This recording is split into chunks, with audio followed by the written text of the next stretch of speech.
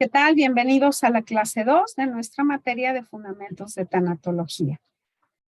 El tema de hoy es el duelo y, de acuerdo al diccionario de la Real Academia Española, lo define como un combate entre dos, como este sentimiento de lástima, de aflicción, que nos lleva a la demostración que se hace en ese momento de despedirnos de la persona que se ha ido. El duelo es un proceso de adaptación que sigue a cualquier pérdida, entendiendo como pérdida una relación, la pérdida del empleo, de la economía o de los bienes. Convencionalmente se ha enfocado la pérdida a un aspecto emocional, pero también tiene una dimensión física, cognitiva, fisiológica y conductual. ¿Cuáles son los determinantes dentro de un duelo? Primero es el objeto perdido, el tipo de relación que se tenía con ese objeto o persona perdida, entendiendo como objeto igual persona o algún bien o algún objeto en sí, el significado de que esta persona tenía, la situación de la pérdida, cuál fue el contexto en que murió esta persona o en que se perdió ese objeto significativo, los antecedentes históricos, las variables de la personalidad, así como las sociales, y cuáles fueron las experiencias previas a la pérdida. Es importante identificar qué se pierde.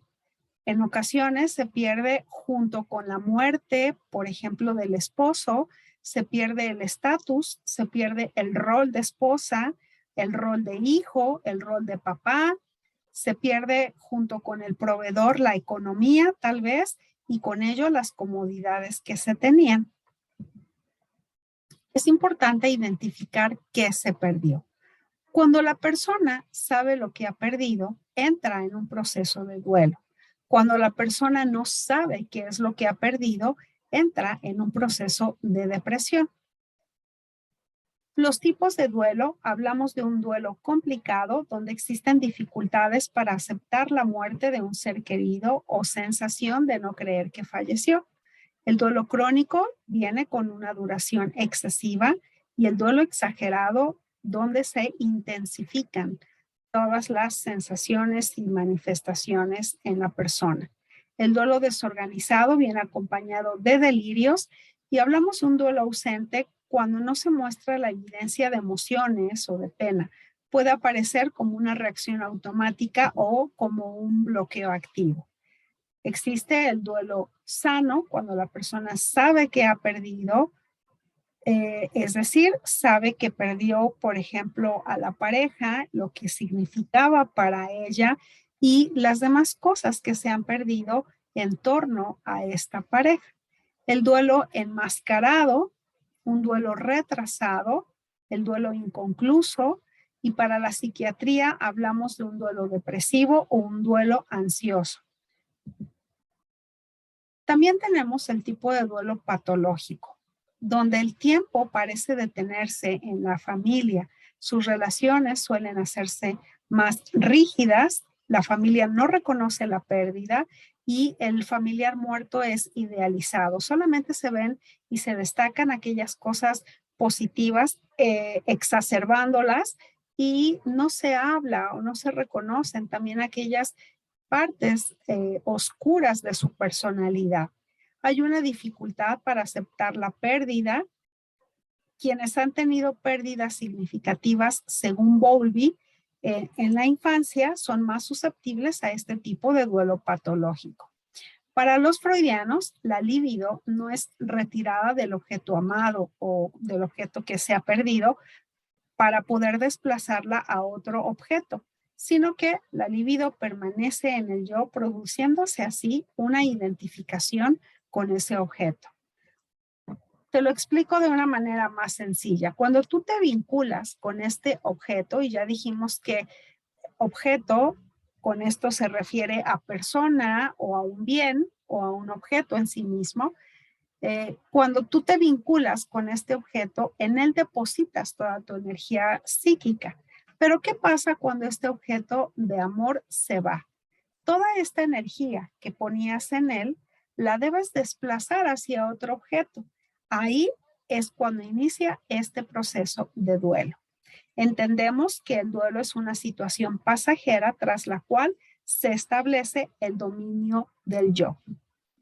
El duelo depresivo maneja las mismas características que el DSM-4 respecto a un trastorno depresivo. Y en el duelo real se presentan manifestaciones emocionales a nivel de lo cognitivo, lo físico y lo conductual. Woden menciona además algunos otros síntomas frecuentes, tales como enojo, miedo, tristeza, malestares físicos, ideas recurrentes de no querer vivir, y hay trastornos del sueño. O se duerme mucho o no se puede conciliar el sueño, y trastornos o alteraciones en la alimentación, comer en exceso o falta de apetito. El duelo con ansiedad viene acompañado de los criterios de la ansiedad generalizada de acuerdo al DSM-5. El duelo por muerte súbita.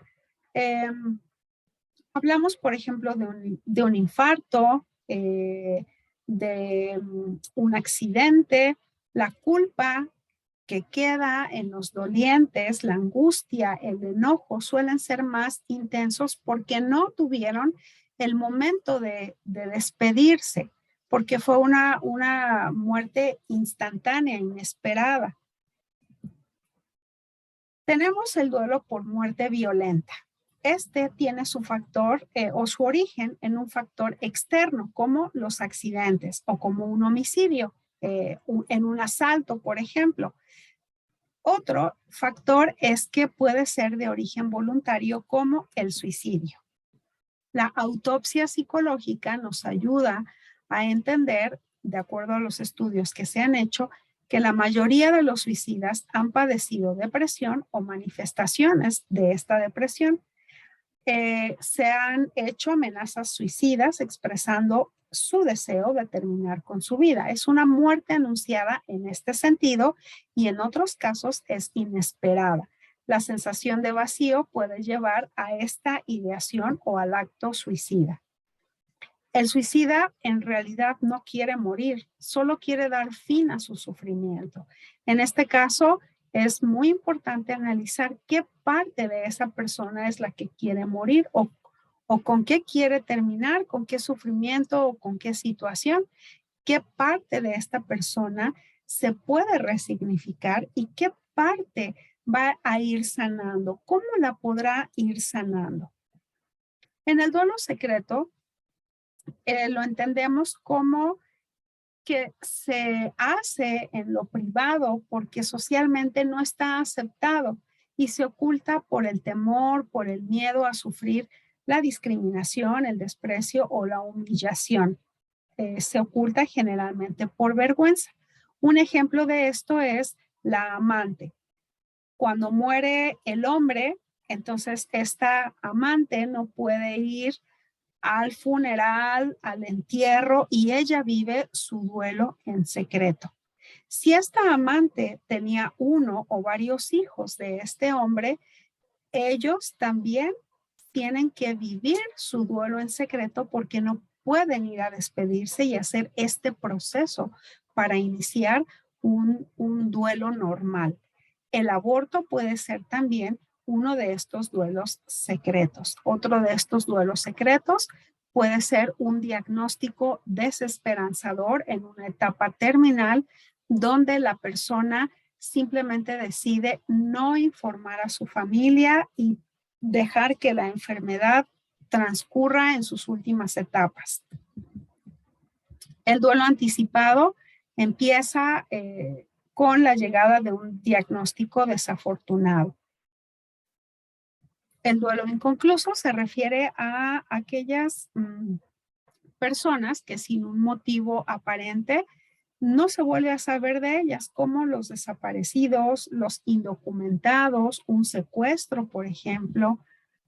El duelo es único en cada persona. Lo vive de acuerdo a su personalidad, a sus estrategias de afrontamiento, a sus propias herramientas internas.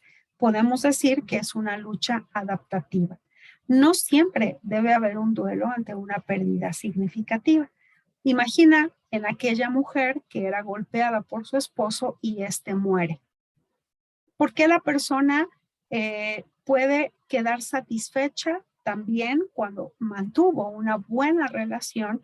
Queda satisfecha porque dio e hizo lo mejor o por todo lo que dio al otro. El duelo depende de la relación que se tenía. La pérdida más significativa es dejar el útero. Al nacer, pues vamos a un túnel y llegamos a la luz. De ahí este término, ¿verdad? Dar a luz. Al final de nuestra vida sucederá lo mismo. De acuerdo a estudios que se han hecho, las personas finalmente viajan por un túnel y llegan a esta luz. Descrito en las palabras de Elizabeth Kubler-Ross, es la liberación de esta mariposa que deja el capullo sintiéndose completamente liberada. A lo largo de la vida, todos tenemos separaciones que nos van preparando para el adiós definitivo. Fíjate bien, vamos perdiendo aspectos de nosotros mismos. Perdemos salud, perdemos alguna parte de nuestro cuerpo, a veces por un accidente, por una enfermedad. Vamos perdiendo capacidades físicas o sensoriales. También perdemos ilusiones. Algunas veces las personas pierden la autoestima, perdemos objetos, perdemos el empleo, tenemos pérdidas emocionales como amigos o relaciones, pero también tenemos pérdidas ligadas a nuestro desarrollo que están relacionadas con nuestro ciclo vital normal, como la menopausia. Es esta pérdida de la menstruación, la pérdida de la juventud. Y también se puede perder por una enfermedad o por la edad, donde se van entrando ya en más años, la pérdida de una sexualidad plena y vigorosa. Te das cuenta cómo a lo largo de la vida tenemos muchos tipos de pérdidas. Cada pérdida acarreará un duelo. No depende de la naturaleza de la pérdida, depende del valor que se le atribuye. Con esto doy fin a esta clase para que en el momento de nuestra clase, cuando nos veamos, podamos profundizar más en todo esto. Muchas gracias por tu atención.